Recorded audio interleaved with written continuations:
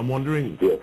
at the start of this week, before wage freeze, wage restraint conversation, different to this morning, what are some of the points of focus that have shifted? Well, um, uh, what I limit myself to saying is that we should, whatever we have to do, we should have learned from the earlier experience in the 1980s. And we should also learn from the experience of another country in the Caribbean, which is Barbados. And when we put the two together, we recognize that we have to do things differently this time compared to what happened the last time. And that is that the country faces a difficult transition. Clearly incomes, the overall income has dropped. Prospects are far more limited as we attempt to diversify and move from a reliance on oil and gas to a far more diversified export sector. And that's going to take time. It's going to take sacrifice in the short term. And what the principle that we should adopt is that the sacrifice has to be shared across the board. So wage freeze triggers a notion among workers that they alone are engaged in the sacrifice. And the government would need to provide a platform that establishes that the sacrifice applies across the board and not only to workers. I like the fact that you speak about shared burdens, though. But yeah. can we ask you to elaborate a little bit on whether or not the time and sacrifice needed at this point in time can ultimately be better for us down the road, or what would we need to do now to make the time and sacrifice put in better down the road? Well, there is absolutely no contradicting the fact that this is a time of sacrifice.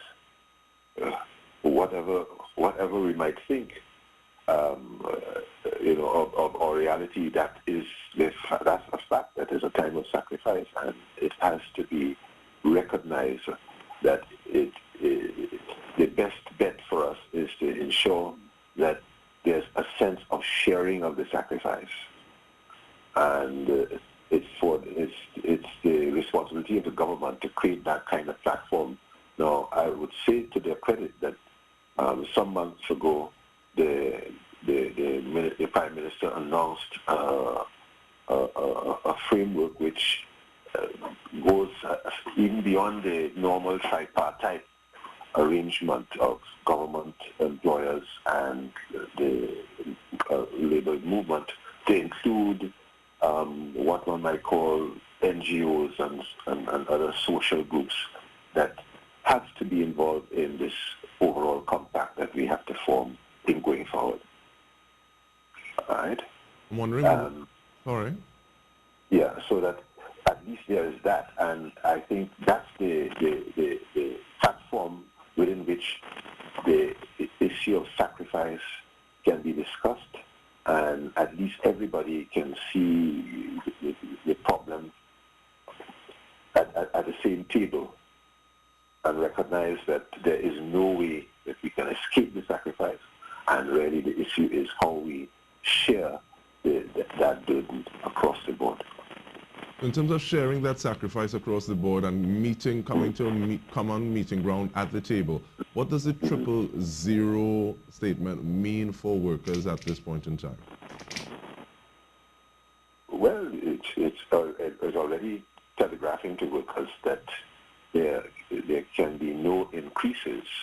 There's likely to be no real increases in their income in the short term, surely over the next 3 years. So you have to lay that out. At least that's the sense in which workers will accept it. the next step and the complementary step is to show how we are ensuring that as they make that sacrifice, others are also making sacrifices, so that that you can see that incomes of management,